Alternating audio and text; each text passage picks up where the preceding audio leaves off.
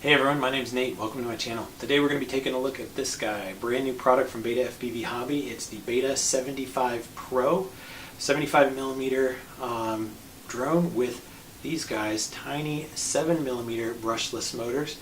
And that's really the hot topic, right? Brushless motors in something the size of a tiny whoop or Inductrix. It's actually a little bigger. It's about more closer to the size of the Inductrix Plus. But still kind of that same basic form factor, indoor racing and just having fun with brushless motors. Now I started racing a 65mm frame, actually with 6mm motors, and then I upgraded to this one. It's got 7mm motors, and that was a good upgrade. Fantastic product. This is the Beta75S frame and motors, and then I've got a different camera on here. But I've been racing this competitively with Seattle Multi-Rotors for a couple months now. And it's so fun. Every time we get together, you set up the track, get together with friends, through the gates, through people's legs, whatever it is. There's just a magic to flying these things. It's maybe, they're so maneuverable, they're so fast, and they're totally safe. I've hit myself in the face, it's fine. And that really just opens up a world of racing and just having fun with these things that you don't kind of get with the larger, like 5-inch or even 2-3-inch outdoor racing quads. So fun. And so we're always looking for the next big thing, and so I was excited about this. A bunch of us from Seattle Multi-Rotors were talking about putting together a racing class for indoor micro drone racing with these things. Still one cell batteries, still ducted fans, still perfectly safe, but can we just get more awesome? And in theory, that's what brushless motors bring us, right? A little bit more torque, a little bit better efficiency, a little bit better response time for the prop wash handling and everything. Like in theory, it is just more of everything that we love. And so I was excited about this. I bought this with my own money, and I'm going to tell you what I think about it. There are things that I really like about this, and there are things that I don't like about it, that I would change or that I wish were different. But it's an exciting product, and I'm happy to share it with you, and I hope you find this good. We're going to start with some video.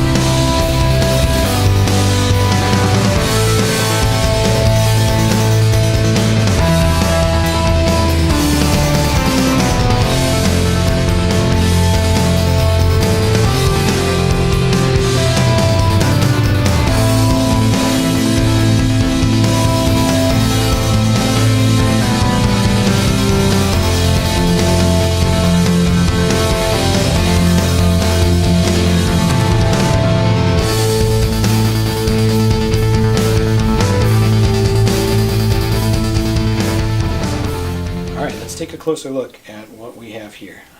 This is it. This is 75mm diagonal. I haven't measured it, but that's what the frame says, and it's 40mm props, 1mm shaft. And these props are actually the same, I'm pretty sure, as the brushed Beta75 and also the Inductrix Plus. So even though this just came out, there's other parts from lots of different manufacturers available, which is nice. And the same thing is true of the battery. This is the BetaFPV 550, 50C to 100C rating. This is the same thing from G&B. They're both great batteries, and they're both totally the same size as that BetaFPV, as the Inductrix Plus battery. And they fit right in here like this and connect with this little connector. So that's a nice thing. You do need these batteries. That is something you need to know, or at least you need higher C rating, larger capacity batteries. You cannot fly this, at least you can't fly it well, can't fly it safely in my opinion, with the smaller little batteries like this. I've tried flying a pack with little batteries like this, 205 to 250 milliamp hour. It makes it super light, which is actually really great. The vertical punch is pretty good with the tiny little batteries, but the little batteries cannot take it. The voltage sag is terrible, the flight time is like a minute something, and the last time I did it, the batteries came down so hot, it was kind of scary. I'm like, I'm just going to destroy the batteries. So don't fly with these.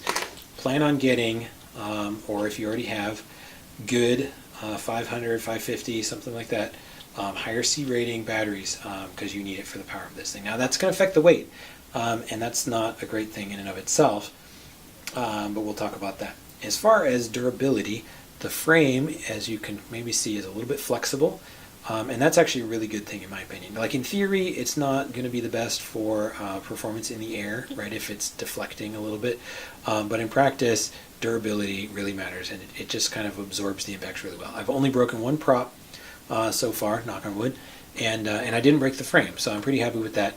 Durability-wise, I'm pretty happy with the frame.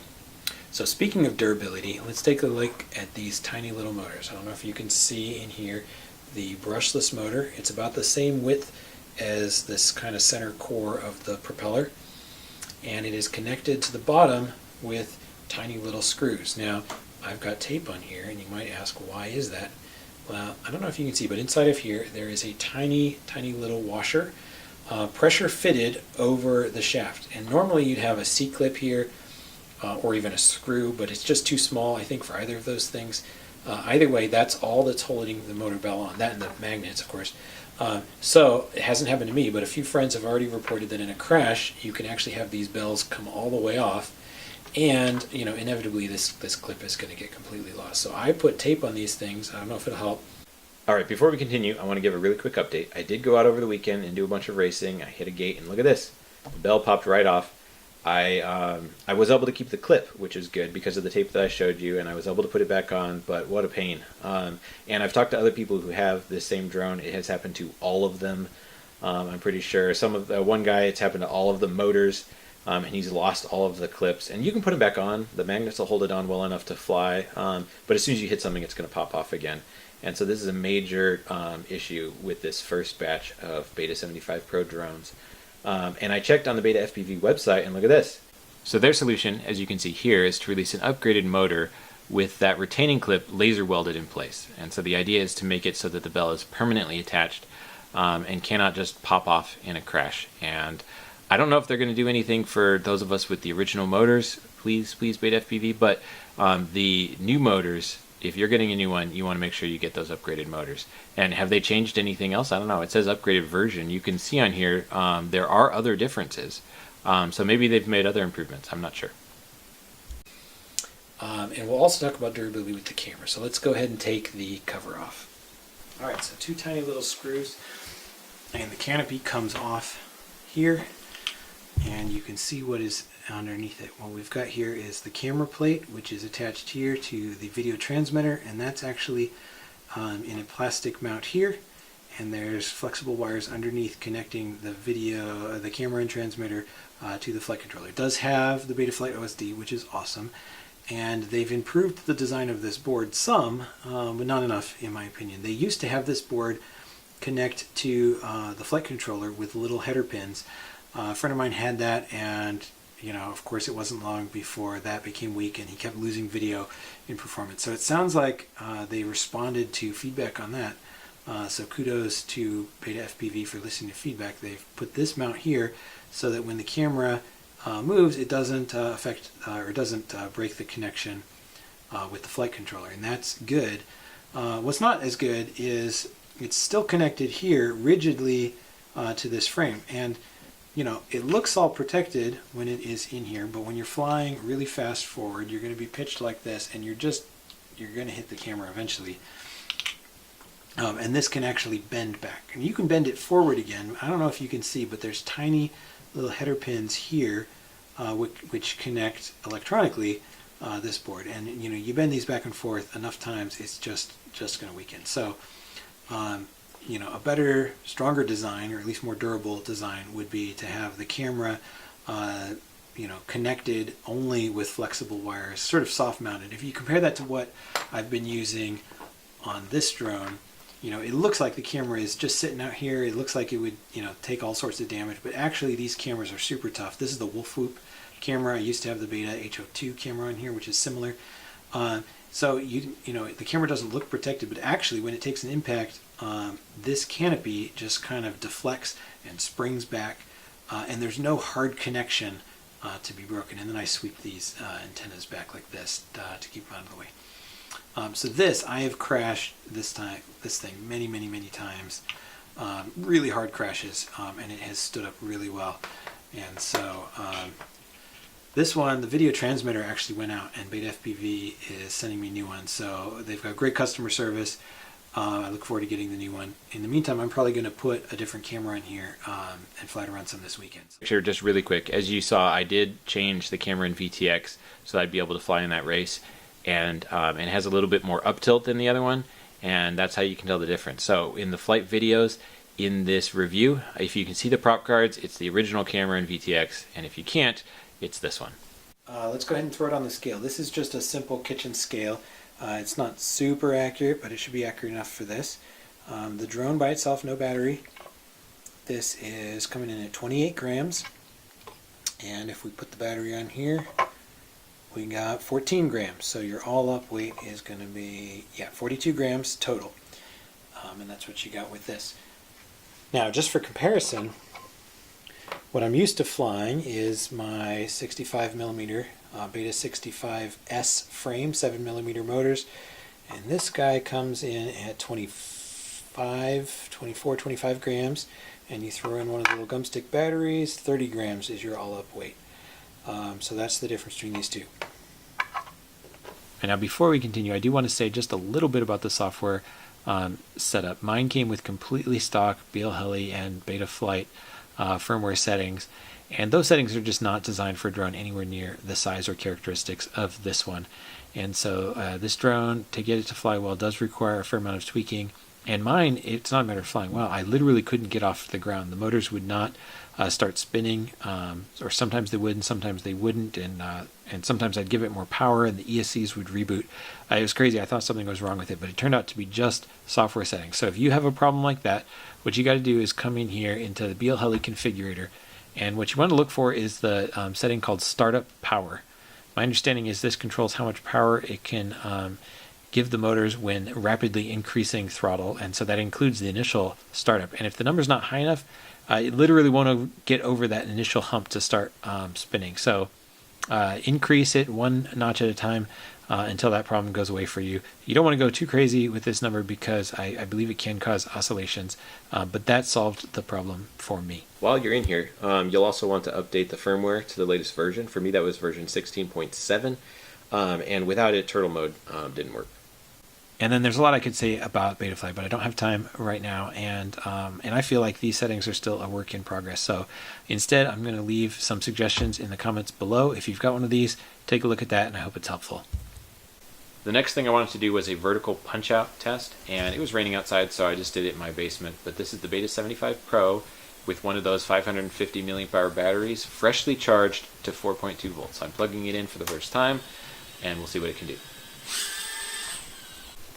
For comparison, here's the Beta65S with a MyLipo 205, also charged to 4.2 volts. And here they are side by side. So as you can see, the initial punch-out's pretty good on both of them, but the Beta65S does climb a little bit faster. Now, like I said, that was with a fully charged battery.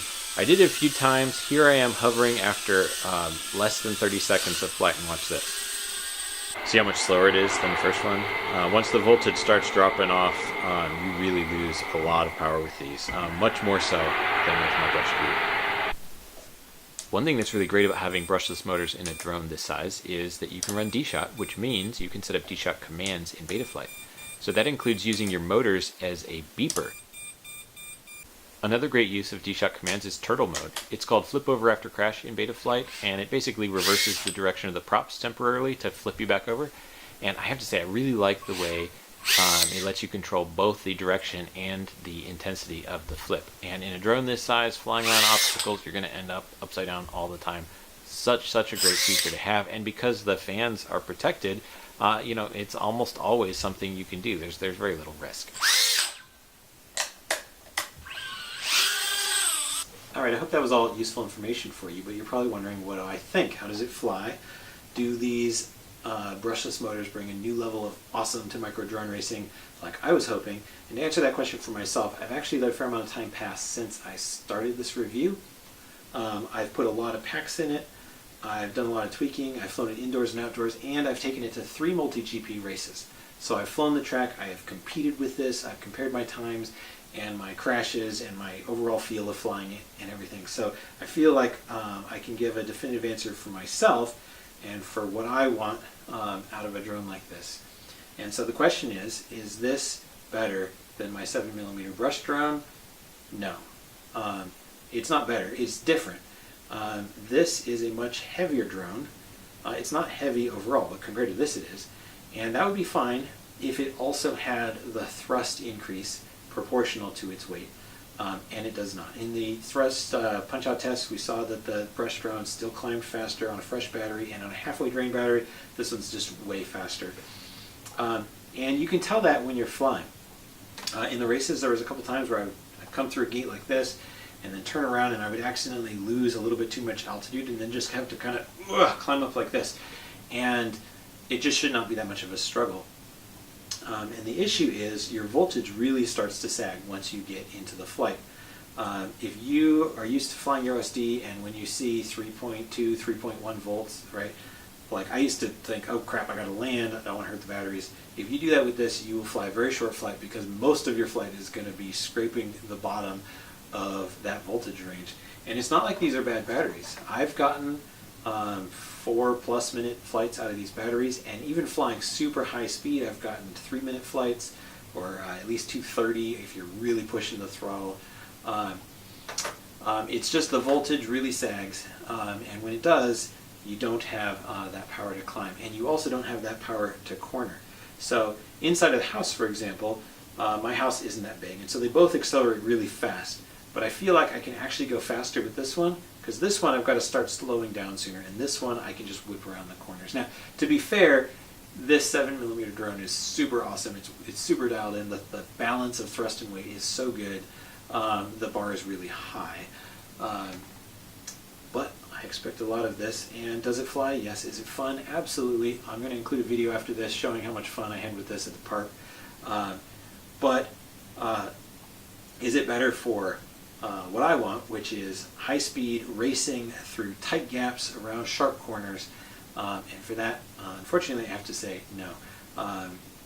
But I'm excited to see the direction these products are going. And so what would it take to make a drone like this better? Well, you would either need to decrease the weight or increase the thrust. And so some people have started getting 6mm drones with 0603 motors. These are 0703, so slightly smaller motors and designed to run on the original gumstick batteries like you'd have in a tiny whoop. I'm excited to see how those turn out, if those batteries can hold up, because the weight would be much lower. With this, possibly flying a smaller battery might help, maybe a 350 or something like that. But I don't know. The larger battery is going to be able to deliver more current than a smaller battery, and I feel like you really need that current. Let me put it another way: the time when this feels actually really, really good, when it's really responsive and it's punchy, and you feel like you've got tight control, and it's like, yes, this is what I want out of micro brushes. The time when that's true for me is when I first take off on a fresh HV charge. It's awesome. But it doesn't last long. The voltage comes right back down. That first part of your voltage drops off really quickly. And so for me, for this weight class, what that tells me is it's just begging for higher voltage. So I don't think this board can support 2S, but if it could, a battery of similar weight but double the voltage, something like this could be super awesome. I'm excited. I want to try to get my hands on something like that. But in the meantime, that's the Beta75 Pro. If you've got one, have fun with it. It's totally fun. And in fact, I think it's actually better than this for flying outdoors because of the extra speed, which is great. I've clocked this at about 30 miles an hour by flying over parking spaces and counting frames in my OSD. And that's fast for something in this weight class. It's fun. And the extra weight actually helps outdoors if you've got a little bit of a breeze. So this is a super fun drone. But if you want something tight cornering indoors, Beta75S 7mm, it's just so good. I should do a whole review just of this. Anyway, that's what I think. I hope that was helpful. Leave comments if you've got one of these. Let me know what you think, and if you've got your own settings or you've got suggestions for that, please leave them in the comments below. Thanks. Have fun. Hey, thanks for watching. I know it's kind of a long video, but I wanted to leave you with a little bit more flight footage just for fun. You know, in my review I said the Beta75 Pro isn't quite the next level of performance and handling that I was kind of hoping for competitive racing, but it is a lot of fun to fly around. And so this is just me having some fun at the park. It's a mix of angle mode and acro mode, and I left in a bunch of crashes too, just so you could see that. It stood up very well in all of these crashes. The bells didn't come off this particular day, and so I was able to just keep going and have a great time. So